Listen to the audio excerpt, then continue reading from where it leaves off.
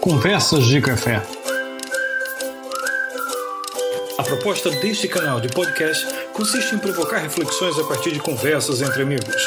Colocamos em pauta os temas mais diversos, partilhamos ideias e percepções, expurgamos nossos demônios e, como em quase todas as conversas de café, quase sempre salvamos o mundo.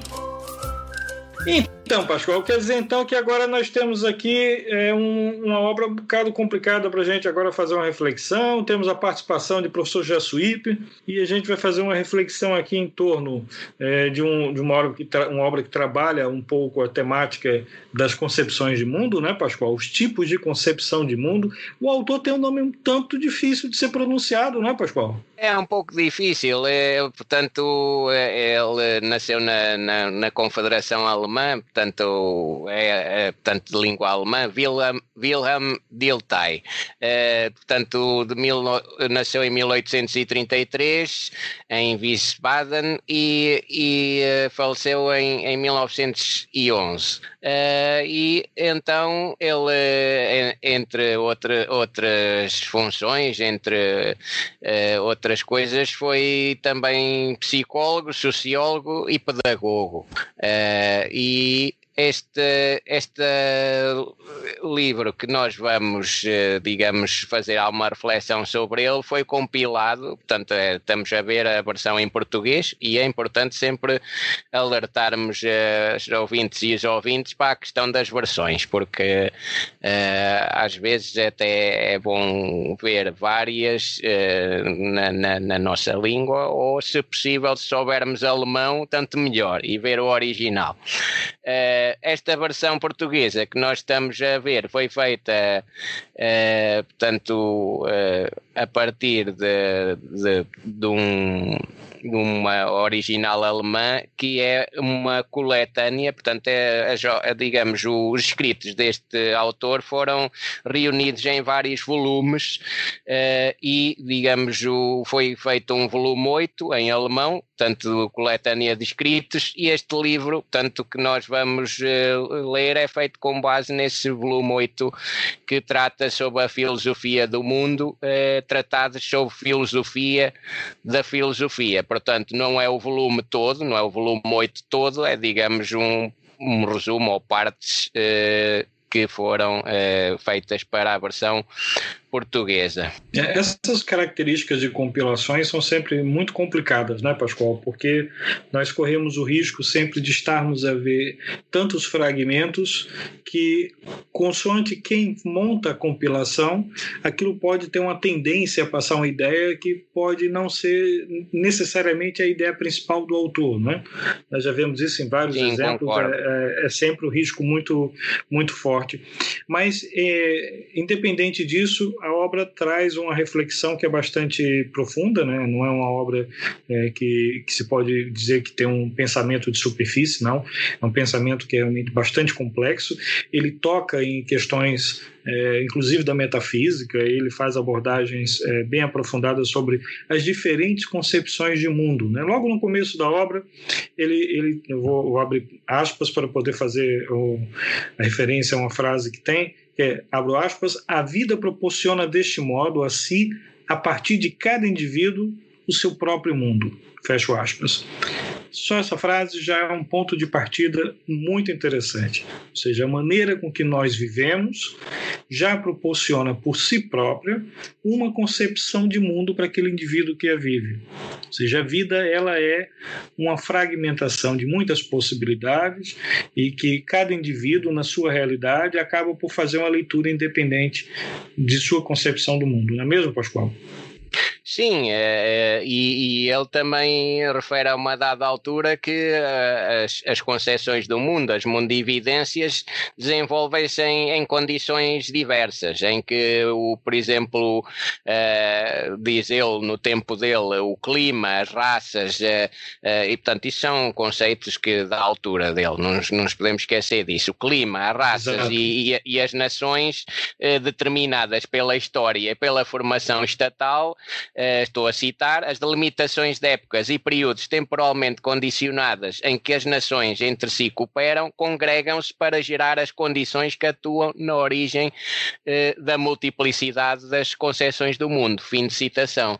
Portanto, ele, de alguma maneira, e pegando no que acabaste de dizer, explica de onde é que essas concepções também surgem, não é? Exato. Nós percebemos, inclusive, Pascoal, que a própria realidade de si, né, das pessoas, do seu entorno, né, da vida como um conjunto, ela é dependente, segundo o argumento dele, de uma experiência, de uma consciência empírica. Né? É necessário que você viva aquela circunstância para que você tenha consciência da circunstância. Né? E muito disso acaba por refletir nos comportamentos nostálgicos. E lá na frente ele vai fazer uma abordagem muito curiosa sobre até que ponto a insatisfação e a nostalgia vão interferir diretamente na construção de pensamentos que são fantasmais, né?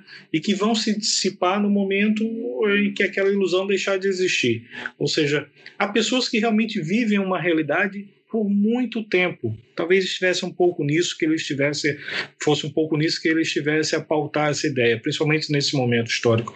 É porque Sim. As pessoas que viviam em determinadas realidades econômicas, imaginem nobres ou pessoas de famílias com uma situação econômica muito, muito favorável, mas que por oscilações na família começaram a perder esse capital, começaram a entrar em declínio financeiro, tinham muita dificuldade em sair daquela realidade que estavam para absorver a nova realidade.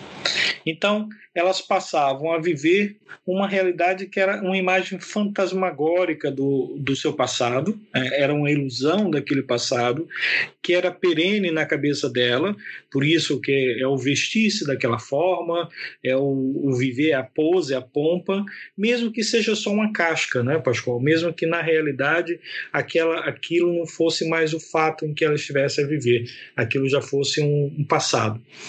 E isso só ia se dissipar quando a ilusão acabasse mesmo. Enquanto existisse aquela ilusão, ela continuava a viver naquilo. A gente percebe muito disso hoje em dia, né? Pessoas que às vezes mantêm uma postura muito mais dentro de um imaginário do que dentro de uma realidade em que vive, não é mesmo, Pascoal?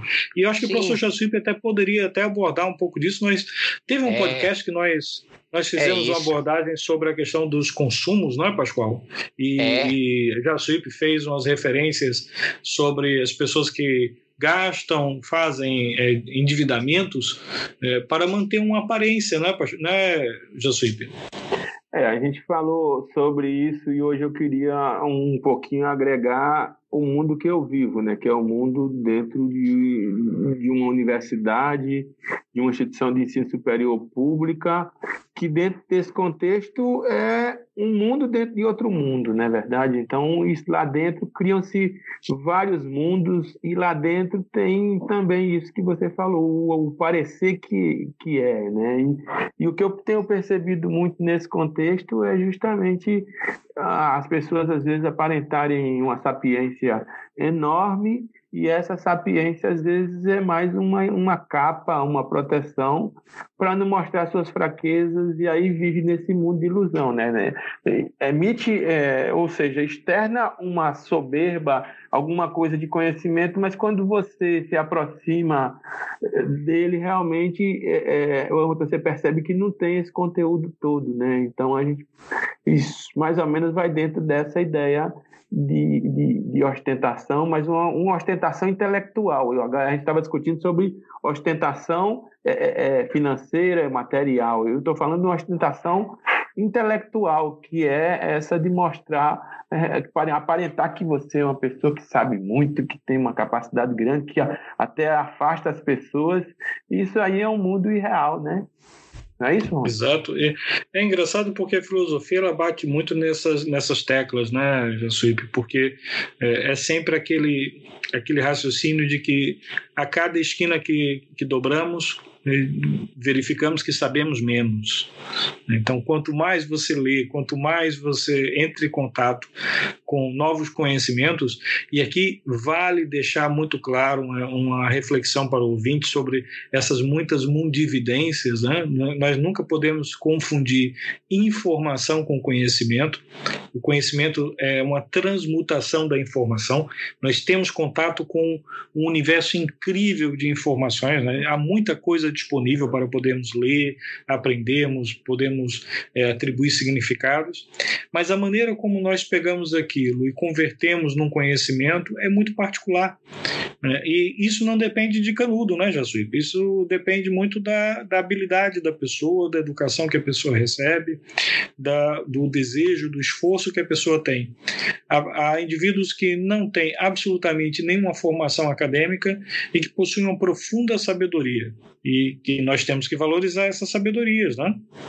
Sim, é a ideia do senso comum, né? A nossa conversa de café, ela sempre passa por um ponto de apoio mais intelectual, mas logicamente que existe o respeito à forma como as pessoas aprendem, e tem muitos autores que dizem que a ciência vem do senso comum, né? Então a gente também tem que respeitar essas pessoas aí que estão no senso comum e que de repente têm uma experiência de vida, viveram várias experiências, e eu acho que é aí aonde vem essa discussão que eu chamei aí sobre a ostentação, né? A gente vê as pessoas muito jovens se tornando professores, e aí com aquela visão teórica das coisas, aquilo ali, mas sem uma aplicabilidade na vida prática, e isso eu acho que é onde que está destoando aí muita coisa e está trazendo uma arrogância. Você adquire um doutorado muito cedo, você adquire pós-doutorados e qualificações intelectuais que te colocam num patamar que, às vezes, a pessoa não tem maturidade para administrar isso e fica nesse mundo de fantasia e cria uma concepção de mundo aí diferente até e muito distante do real, né? Exato. Eu usei o exemplo da pessoa de uma família mais abastada financeiramente, né? E que depois aquilo acaba e ela continua vivendo aquela realidade imaginária. E você utilizou o exemplo daquele indivíduo que vive também numa realidade imaginária de um intelectualismo forçado, né? No fundo, é muito interessante isso, porque nós aqui, inclusive, nós até batemos sempre nessa tecla aqui no nosso café. Nossas conversas de café são conversas muito despretensiosas, né? Nós somos muito ousados em discutir sistemas que são um bocado complexos. E é interessante que Pascoal já fez muitas abordagens, inclusive alguns autores que tocam nesses assuntos, né, de maneira muito profunda, e que, se nós tivermos o cuidado de fazermos a leitura atenta desses autores, nós aqui ou acolá encontramos pérolas muito interessantes que nós conseguimos facilmente trazer para realidades do nosso dia a dia. É o que a gente faz um pouco do exercício aqui no café. Assim, portanto, nós em episódio anterior, até a propósito de outros saberes, falámos também nos saberes de experiência feitos, e que são dos primeiros saberes que o homem construiu, o saber pelo exemplo. Portanto, falámos até em civilizações mais recuadas e até andando muito mais para trás, milhões de anos, em que no fundo a evolução da espécie humana, a aprendizagem e o transmitir dos conhecimentos práticos para a vida do dia a dia, e podemos falar, por exemplo, no caçador-coletor, era tudo com base no exemplo em que os mais novos viam como é que os mais velhos faziam, e esses exemplos continuam a existir na atualidade. Por exemplo, existem em todo o dia a dia e em todas as estruturas de sociedade e de civilizações, mas também existem ainda em estados mais, digamos, diferentes. Não vale a pena dizer primitivos, porque isso também é tudo relativo, mas existem em tribos de África e em tribos da América do Sul. Portanto, isso até foi dito no episódio anterior.